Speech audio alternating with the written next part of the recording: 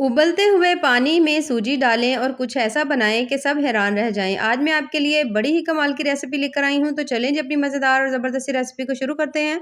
बिस्मिल्लाहिर्रहमानिर्रहीम। अस्सलाम वालेकुम। उम्मीद है आप सब ठीक होंगे। सबसे पहले तो मैंने ले लिया है यहाँ पर आधा कप सूजी, ठीक है। इसको हमने बारीक कर लिया था, ये बारीक वाली सूजी है। लेकिन अगर आपको बारीक सूजी नहीं मिल रही हो तो फिर आपने सूजी जो है ना आधा कप लेकर ग्राइंडर जार में डाल लेना है। उसको आपने अच्छी तरह से पीस लेना है और वो भी बिल्कुल पाउडर फॉर्म में आ जाएगी, तो आपकी सूजी भी बारीक हो जाएगी, ठीक है। इसके लिए बारीक सूजी का होना ज़रूरी है। उसके बाद एक अदद मैंने ले लिया है पैन के अंदर मैं डाल रही हूँ 1 कप पानी, ठीक है। यहाँ पर आधा कप अगर सूजी थी तो 1 कप पानी डालेंगे। अगर आपने 1 कप सूजी लेनी हो तो 2 कप पानी डाल लीजिएगा। हल्का सा जैसे ही पानी गर्म होगा तो इसके अंदर 2 चम्मच घी अगर आपके पास हो वो डाल लें, कुकिंग ऑयल हो तो वो डाल लें, ठीक है। 2 चम्मच डालना ज़रूरी है।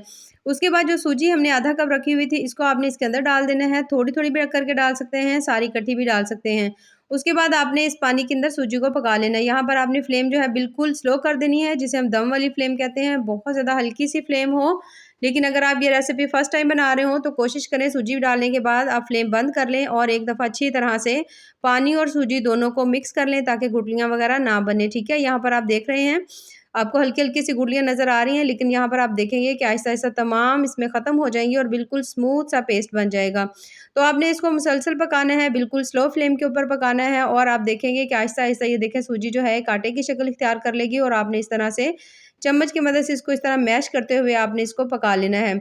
अच्छी तरह से जब आपने इसको पका लेना है तो फिर ये देख सकते हैं आप, इस तरह इतनी देर आपने इसको पकाना है कि जो सूजी है ना वो थोड़ी-सी सख्त हो जाए। जिस तरह से आटा होता है ना, बहुत ज़्यादा ना तो सख्त हो, ना ही बहुत ज़्यादा नरम हो, बल्कि दरमियाना सा हो, ठीक है। क्योंकि अगर बहुत ज़्यादा आपकी सूजी जो है वो सख्त होगी तो फिर भी रेसिपी अच्छी नहीं बनेगी।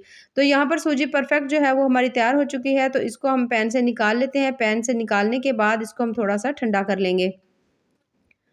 यहाँ पर अच्छी तरह से सूजी जो है वो ठंडी हो चुकी है, हल्की-सी नीम गर्म है, तो इसको आपने हाथों की मदद से इस तरह से करके आपने इसको मसलना है, जैसे हम आटा गूँथते हैं। आपने इसको जितना ज़्यादा इस तरह हाथों की मदद से आप इसको रगड़ेंगे, उतनी ही कमाल की आपकी रेसिपी तैयार होगी इंशाल्लाह।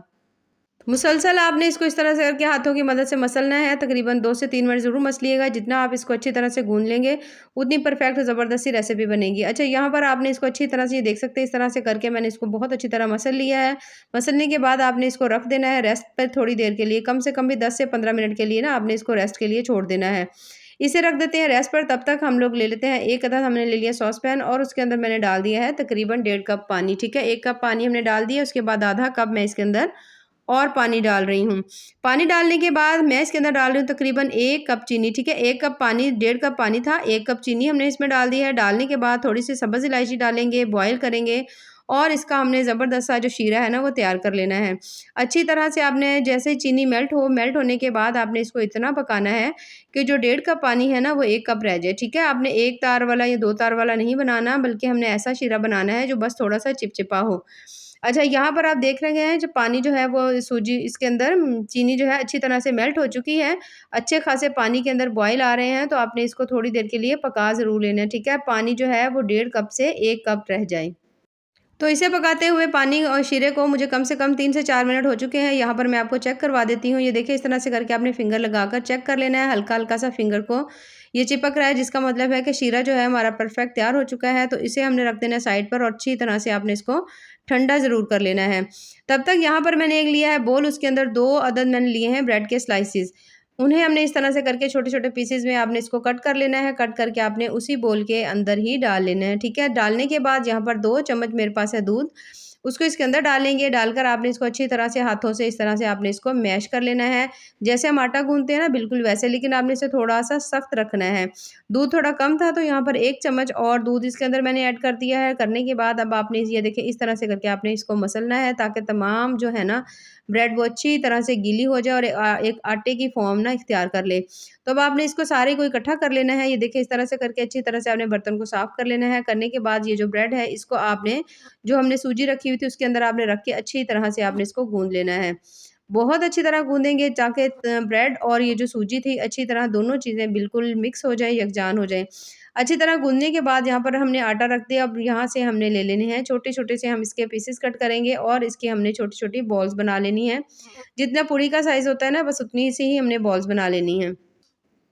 अच्छी तरह आपने कोशिश करनी है कि बॉल बने, बॉल जितनी परफेक्ट अच्छी तरह होगी, जितनी आप दबाकर बॉल बनाएँगे, उसके अंदर या उसको फटने के या खुलने के चांसेस उतने ही कम हो गए। यहाँ पर तमाम बॉल्स हमने बना ली हैं, एक छोटी-सी भी बन गई थी, तो इन तमाम को हमने यहाँ पे रख दिया है। अब हमने ले लेना है जनाब कुकिंग ऑयल ले लें या घी ले लें, उसके अंदर आपने इन तमाम को डालना है। मीडियम फ्लेम के ऊपर आपने इसको मुसलसल चम्मच चलाते हुए फ्राई कर लेना है। मुसलसल चम्मच चलाएँगे क्योंकि अगर आप चम्मच नहीं मुसलसल चलाएँगे तो एक तरफ से इसका कलर जो है वो गोल्डन हो जाएगा और बाकी जो है ना उसका कलर इतना अच्छा नहीं होगा। लेकिन अगर बैलेंस कलर करना है तो फिर आपने साथ-साथ चम्मच चलाते जाना है, मीडियम फ्लेम के ऊपर आपने इसको पका लेना है। तो यहाँ पर आप देख सकते हैं माशाल्लाह से कितना ही प्यारा-सा कलर जो है इनके ऊपर आ चुका है, तो बस इतना ही हमें कलर चाहिए। अब हमने इनको निकाल लेना है घी के अंदर से, ठीक है? घी के अंदर से हमने इनको निकाल लेना है, निकालने के बाद ये देखिए इस तरह से आपने छन्नी में डालते जाना है, एक्स्ट्रा ऑयल जो है वो नीचे चला जाएगा और ये देख सकते हैं माशाल्लाह से ज़बरदस्त से हमारे जो है ना फ्राई हो चुके हैं। अब ये जो हमने शीरा बनाकर रखा हुआ था ना, उसके अंदर हमने ये तमाम अपने गुलाब जामुन जो हैं वो डाल देने हैं। तो यहाँ पर मैंने बना दिए हैं जनाब सूजी के गुलाब जामुन, ठीक है? लेकिन अभी हमारी रेसिपी ख़त्म नहीं हुई, अभी हम आगे नेक्स्ट बनाएँगे। यहाँ पर आपने शीरे के अंदर इसको डुबोना है, गरम-गरम जो गुलाब जामुन होंगे फ्राई किए हुए आपने इसको इसके अंदर डालना है। शीरा यहाँ पर मीडियम हल्का-सा गरम हो, ठीक है? ठंडा ना हो और आपने डालने के बाद कम से कम इसको आधे घंटे के लिए छोड़ देना है। दूध मैंने ले लिया है आधा लीटर दूध लेने के बाद हमने उसको बॉयल कर लेना है। ये देखिए इस तरह से अच्छी तरह से। जैसे ही दूध बॉयल होगा तो इसके अंदर मैंने डाल दी है सब्ज़ इलायची डालने के बाद दोबारा से हल्का-सा इस तरह से इसके अंदर चम्मच चलाएँगे और इसको हमने अच्छी तरह से पका लेना है दूध को कि कोशिश करेंगे कोई एक्स्ट्रा पानी वगैरह हो ना वो निकल जाए। आधा कप मैंने इसके अंदर डाल दी है चीनी, चीनी डालकर दोबारा से आपने इसको पकाना है। अब आप यहाँ पर चाहें तो इसके अंदर कोई कस्टर्ड पाउडर डालकर इसको थिक कर सकते हैं, कॉर्नफ्लोर डाल सकते हैं, जैसे आपका दिल करे या जो चीज़ आपके पास सहूलत से मौजूद हो। और बेस्ट करने के लिए आप इसके अंदर मिल्क पाउडर भी ऐड कर सकते हैं, लेकिन मैं इस वक़्त कुछ नहीं डाल रही क्योंकि दूध जो था वो अच्छा खासा गाढ़ा था। यहाँ पर मैंने ले लिया थोड़ा-सा दूध और उसके अंदर 3 से 4 चम्मच मैंने डाल दिया है चावल का आटा, ठीक है? चावल का आटा जो है वो मैंने ले लिया था, आसानी से मिल जाता है। इससे बहुत ज़्यादा मज़े का ज़ायका आएगा और परफेक्ट रेसिपी बनेगी। उसके बाद आपने सारा जो है इसके अंदर इस तरह से डाल देना है, डालने के बाद मुसलसल आपने चम्मच चलाना है और इसको तब तक आपने पका लेना है जब तक कि ये अच्छी तरह से गाढ़ा नहीं हो जाता। कस्टर्ड हो या कॉर्नफ्लोर जब हम डालते हैं तो उसे पकाना बहुत ज़्यादा ईज़ी है, बहुत ज़्यादा जल्दी से तैयार हो जाता है 2 से 3 मिनट के अंदर। लेकिन जब आप चावल का आटा डालेंगे तो फिर आपको थोड़ा-सा टाइम लग सकता है। यहाँ पर आप देख सकते हैं जो है ना हमारा जो खीर है एक तरह की वो हमारी थोड़ी-सी गाढ़ी होनी शुरू हो गई है देखिए इस तरह से। तो थोड़ी-सी हम इसको हल्का-सा और कर लेंगे और उसके बाद हमने इसको उतार लेना है, उतार कर आपने इसको अच्छी तरह से पहले ठंडा ज़रूर कर लेना है, ठीक है? इसको उतार लेंगे, उतार कर इसे हम ठंडा कर लेंगे। यहाँ पर हमारे जो गुलाब जामुन हैं इसे भी रखे हुए तकरीबन आधे घंटे से ज़्यादा हो गया है और बहुत ही ज़्यादा ज़बरदस्त और जूसी से बन गए हैं। यहाँ पर मैं थोड़ा-सा आपको ये देखिए करीब से दिखा देती हूँ। ये देखिए माशाल्लाह कितने सॉफ्ट बने हैं, कितने ही ज़बरदस्त बने हुए हैं। तो आप इनको ऐसे भी खा सकते हैं, लेकिन आज हम बना रहे हैं कुछ नया, तो यहाँ पर मैं इसको रख रही हूँ वापस और हमने जो खीर ठंडी करके रखी हुई थी, उसे मैं डाल रही हूँ किसी भी प्लेट के अंदर। इस तरह से करके आपने खीर को प्लेट के अंदर डाल देना है और उसके बाद जो हमने गुलाब जामुन बनाए थे, वो भी हमने इसके अंदर डाल देने हैं। तमाम गुलाब जामुन इसके अंदर डालने के बाद थोड़े-से इसके ऊपर हम डालेंगे ड्राई फ्रूट्स कुछ पिस्ते थे, बादाम थे, जो भी आपके पास हो वो आप डालें और ये देख सकते हैं आप माशाल्लाह माशाल्लाह से कितनी मज़ेदार ज़बरदस्त सी हमारी आज की जो रेसिपी है वो तैयार हुई है।